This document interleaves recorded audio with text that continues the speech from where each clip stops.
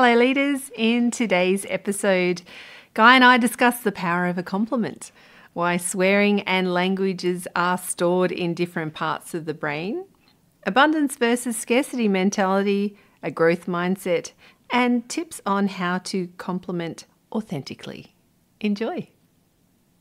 Why did it count backwards? I don't know, that we're now recording. What? Hello, Captain. What do I... Come fly with me, let's fly away. What are we going to talk about? I don't know.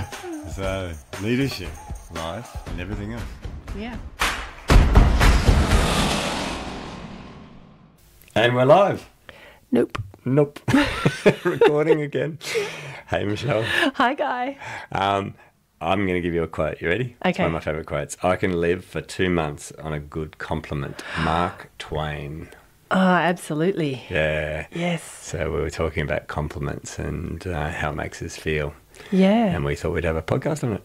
Absolutely. Well, it's not just the person who receives the compliment feels good, but giving a compliment feels so good. Yeah, it feels the same. It does. It releases the same chemicals into our bodies. Yeah. So when you get a compliment, it releases nice feelings. That's right. Which are basically chemicals. Emotions are chemicals. But giving a compliment has the same impact on ourselves. And there's a lot of research into why this is the case. Yeah, well, they over COVID with that, what was it, the loneliness, the lockdown of loneliness, and people were, the only way they could get compliments was by social media, which I hadn't thought about, but I'd read that a social media compliment is you're inviting someone to compliment you because you're putting something on there and you get a heart. And when you don't get one, you feel devastated. Yeah. But that's seeking a compliment, which makes it, I guess, not as rewarding as a surprise compliment. Oh, it feels so good if a random person comes up to you and compliments you on something that you didn't even realize you were doing well or you'd done to them. And it's like, and it exactly as that quote from Mark Twain said, you feel good. Yeah, You're I euphoric. can live for 2 months on a good compliment. Yeah. I didn't do too well at the start of COVID. I wasn't working and it was really quite a tough time for everyone. And obviously, I teach resilience, and so one of the things I did is I increased my compliment quota. So I was walking around, and whenever I'd see somebody, I'd give them a compliment, and I was doing it selfishly. Yep. Yeah, I was doing it for me because I wasn't feeling great. I was feeling lonely. I was in an apartment by myself and not working. And I love working. I love what I do. And so I was doing everything I could to help myself be happy and healthy and resilient. And so I increased my compliment quota, and I noticed that the more I did it, the better I felt, because every time I was complimenting somebody, I could tell by the look on their face that it was helping them, and possibly because my mirror neurons in my brain was then making me feel good. And giving a compliment feels as good as receiving one. Well, that's, I suppose, the balance, what you were just talking about, of positive emotion versus negative emotion. Yeah. So if you can not only negate the negative emotion, but then put the balance, gazump it. Put the balance on the positive side. That's right. And that's got a direct relationship to health. I can see that. I can absolutely, and I feel it yourself. You start to, well, think about it. You get a negative emotion, or you're feeling a negative emotion, and your whole posture changes, you slump, you're not getting the oxygen. You get stressed. And then you can go down a bit of a rabbit hole. And it's just, whereas if you get a compliment or positive emotion, then your shoulders go back, you start smiling, open, and it's funny how when you're in the positive, you attract more positive. You do, don't you? So all the good things happen. Yeah. And when you're in the negative, it's like you stump your toe, and it's like, and then of course you're late for work, you spill the coffee on you, and it all just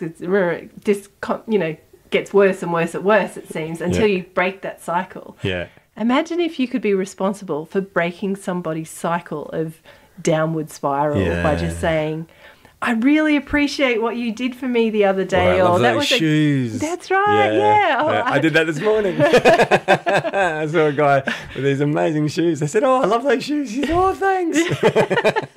He smelled so good. And I felt good. Yeah. Yeah. Can I do a little side note and then we come back? Is that all right? Because you said stub your toe. Yes. I love talking about this concept.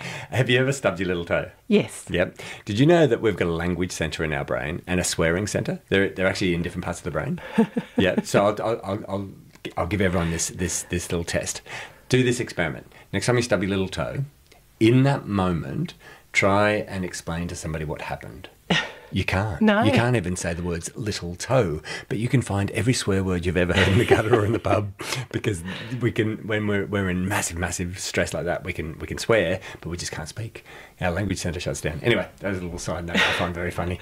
Anyway, coming back to what we were saying. So compliments change the scale of negative and positive emotions, which can help us be healthier. Yeah, and I know myself. Well, if no one's around, you've got to try and compliment yourself, which sometimes is hard to do if you're in I find that very hard. rut. Yeah. So if now that we can get out and about, yep. So even when I work with Ben, who we've interviewed on the podcast before, and we work remotely, so I don't get to see Ben very often, and we talk every day, but we don't get to see each other. But when we do get to see each other, it's like an amazing reunion, and it's like, oh, how have you been? And give each other a hug and the whole thing, and we work together every single day. Yep.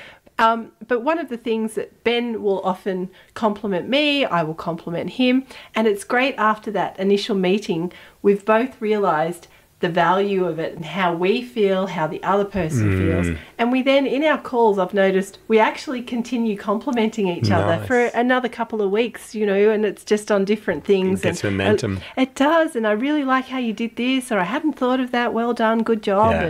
Yeah. And it is, you then want to get more, because it felt so good.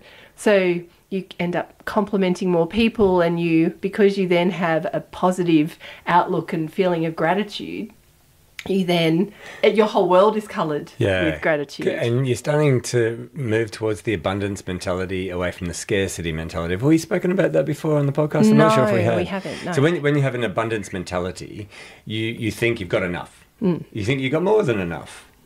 And so your brain thinks, yes, I'm fine. I have everything I need. When you've got a scarcity mentality, there's not enough to go around. I've got to get my share.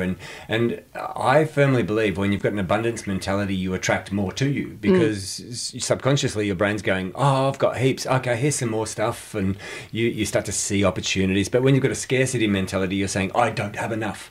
And so your subconscious mind is going to create situations and experiences that give you lack, so that you don't have enough, so that you can be right, which is similar to that previous podcast we spoke about with regards to your subconscious mind. So when you're giving compliments, you said you're feeling grateful, and gratefulness is linked to an abundance, and that's right. And so that practicing gratitude every day, even if you don't do it by giving or receiving a compliment, you are grateful for how you feel, even just in that tiny little, rather than the whole, thinking about what else it does for you physically, scientifically, emotionally. It's just that you're feeling that instant gratitude of, oh, that's so nice. And that if you receive one and giving one, the smile on someone's face, even on the phone, hearing in their voice that they're like, oh, thanks. You don't want to be that creepy guy walking around going, ooh, I like that joke a bit. But just give genuine compliments. I'm going to put this out to everyone. Please increase the number of compliments you give during the day by a factor of 10. Or start with 1 and then build it up. Even if people don't feel, if that's not their normal and they feel like it would be fake, because you can tell a fake compliment. So the easiest way to, and I found this, I read it a couple of years ago, but I've also found this, that if you're wanting to compliment somebody, but it's not coming straight up to you, like it's not obvious, you don't want to come across as not genuine. Yeah. So if you get in the feeling of gratitude, think about all the amazing things that you have in your life, you know, your family, your friends, your partner, your colleagues, the fact that you've got a warm home, you've got a car, you get to ride on a ferry or a train or a bus to work and have great food.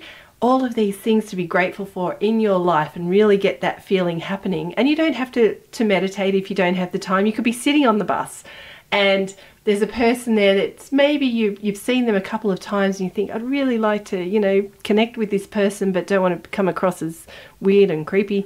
Just think about how all the good things in your life in that 2 minutes it takes. And then when you get up and leave the bus or you say to them, hey, I really like your jacket or your bag or, your smile's amazing today or your perfume's nice, then it does come across as genuine and not that you're faking it.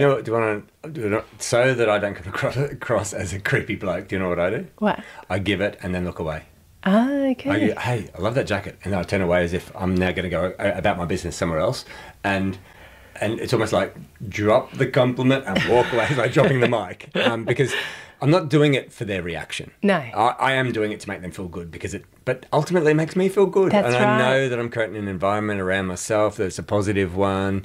And that's the sort of world I want to live in. Yeah. So, guys, if you're listening, don't be that creep. Don't expect a response. Don't expect somebody to then all of a sudden give you a compliment. You're not doing this for them to compliment you. No. You're just dropping the compliment and going. Like this morning, we went for a walk before we recorded these podcasts, and I saw a guy with these fantastic pair of red shoes. I immediately thought they were brilliant, and when I was younger, I would have held that in. Yeah. I would have thought, oh, I like those shoes. This is all inside my head. I like those shoes. Oh, they look really comfortable. Oh, they look, really cool.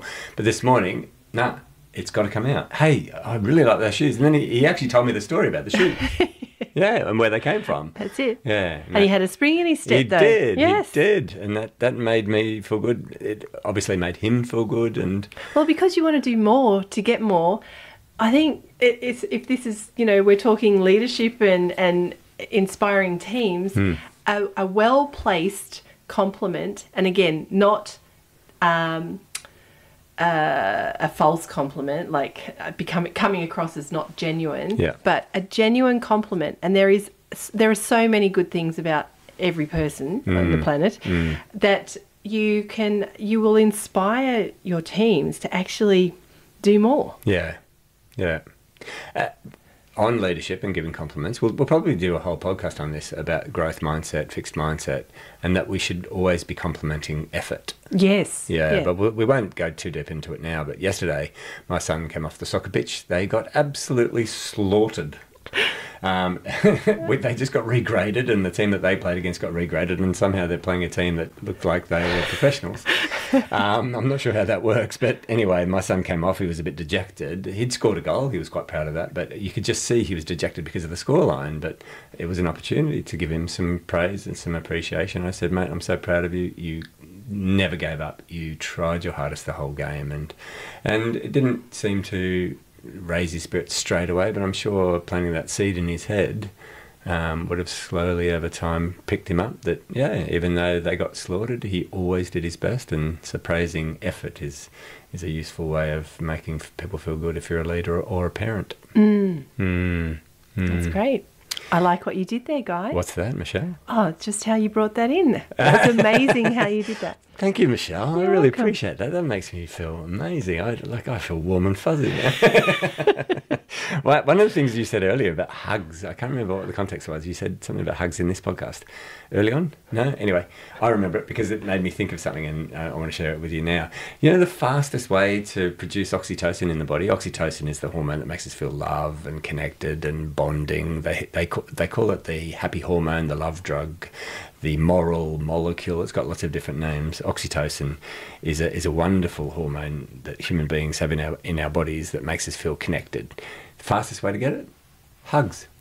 Awesome. Yeah, now the person has to want you to hug. Again, creepy on the bus. Don't be hugging strangers. But if your friends are up for it, and mine are, I love the fact that all my mates are huggers. Yeah, we hug. Yeah, hugging is the fastest way to produce oxytocin. So it's similar to giving a compliment, but you're doing it with your arms. You're just going, come here, give me a hug. Yeah, and you walk away feeling better and they feel better. The world would be a better place with more compliments and more dogs. You get compliments when you've got dogs. You do. We've noticed that, when we've looked after people's dogs in the past and taken them from a walk, after recording a podcast, we'll take a dog for a walk and all of a sudden people talk to you. Yes. That's why the world will be a better place with more dogs. That's right. Yeah, good to see you again, Michelle. Thanks, Guy. Bye.